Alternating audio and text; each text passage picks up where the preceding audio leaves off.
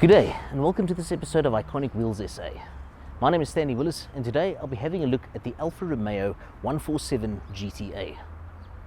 One of my subscribers actually suggested I review this car, so here we are. The 147 was produced between the years of 2000 and 2010. It won the European Car of the Year in 2001.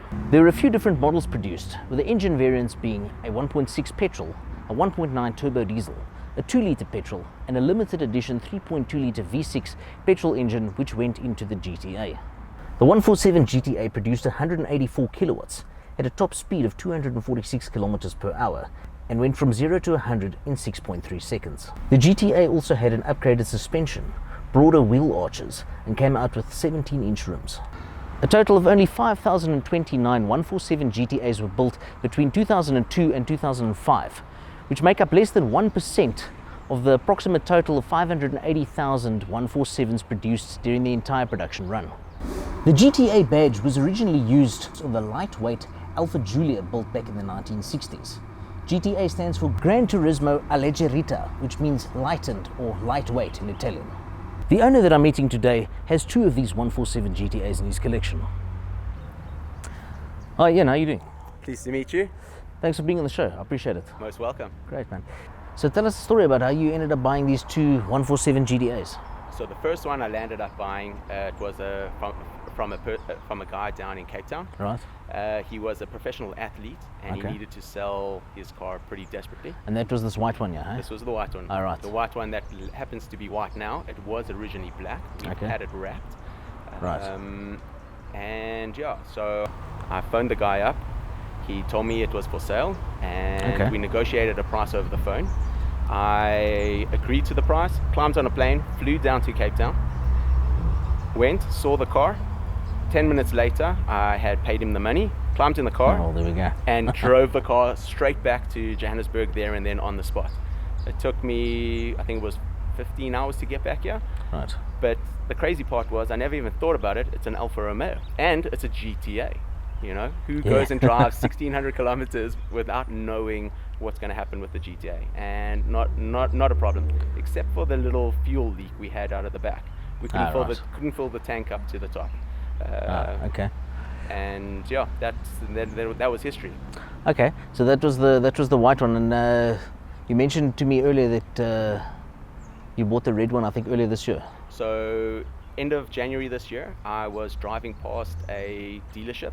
I saw the car standing there and I just happened to pull over, have a look, walked up to the dealer, and he didn't quite know, he knew it was a 147 GTA, but he didn't know the heritage and what the true value was and Okay. everything. So hopefully you picked it up at a bit of a bargain. So I negotiated well. There we It was end of the month and I made him an offer. Okay. And he came back to me a few days later and said, do I still want to buy the car? And yeah, he came, drove it into my shop, and I had the car 30 minutes later. Fantastic. And tell me, have you ever owned a 147 that wasn't a GTA? Yes, so my love for Alfa actually started in 2003. Okay. When they first came, I don't know when they first came out, but in 2003 I bought my first 147. It was the 2-litre manual. Yes, I remember those, yeah. It is probably the love of my life. Even more so than the GTA. No kidding. Just because it's an easier car to drive every day. I mean, it's an everyday No, car. understandable. I mean, that's a 4-cylinder 2-litre petrol versus Correct. a 3.2-litre V6 how can I say, a 2-litre 4-cylinder is a bit more receptive as a daily driver. It most certainly is. And this, you know, I think they originally built it to go racing, to take the racing circuit back to BMW. So with this, I mean, you can feel the heavy clutch. You can feel the racing heritage inside. No, look, it's a different when beast. You take it for a drive, and you're going to know it in a couple of minutes. When Yeah. we do No, I that. look forward to it. And what other Alphas have you owned in your life? So a couple of years ago, I landed up buying I landed up buying my first Spider, the 105 Camel. Okay. And from there, I bought a second one and a third one. I decided I wanted to do a restoration project. Right. And the two that were there were donor cars for the one.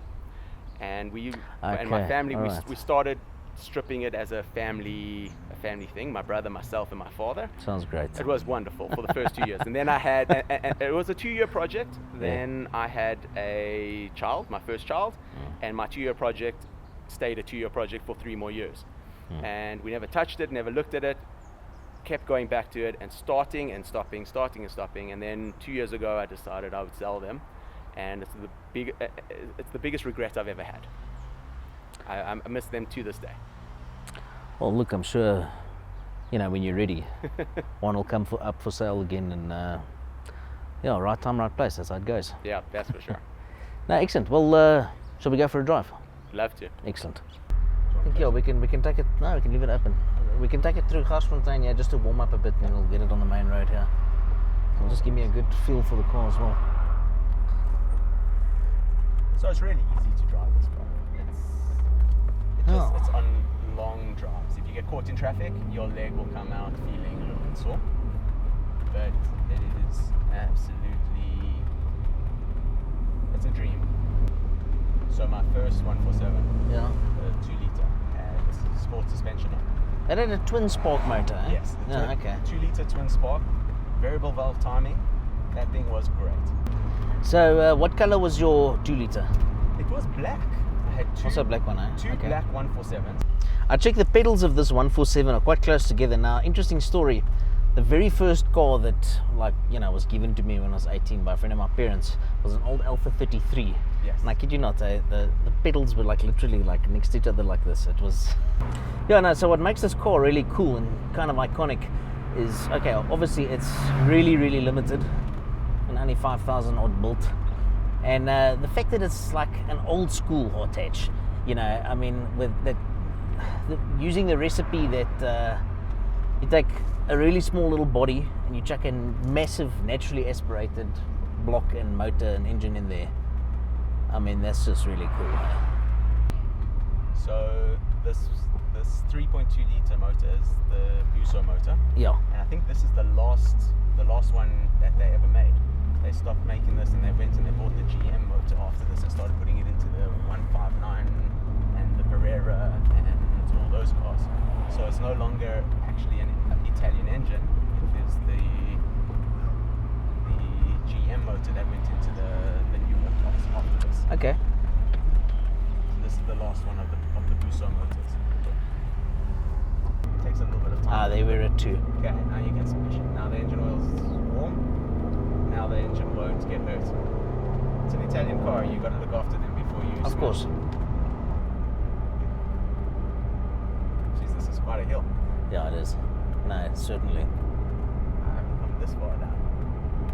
No, this is a nice little place just to bring out a car, just feel it a bit, you know what I mean? So the rev limit on this will kick in at just over 6,000 in first and second. Go to the end, turn around, and come back. I picked up a screw once right at the bottom there, so I don't really trust that piece of road. Lucky you know somebody in the tire. Yeah, no, I do. So smash it. First and second is gonna come in.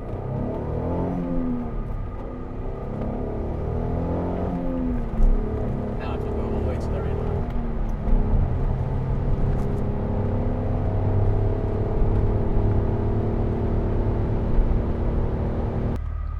Right, from a stand, let's see how it feels. Should be 6 seconds.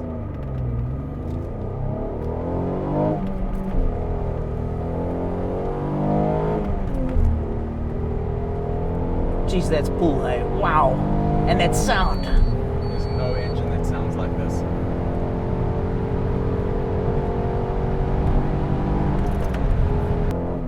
Go, go, go. Go, go, go.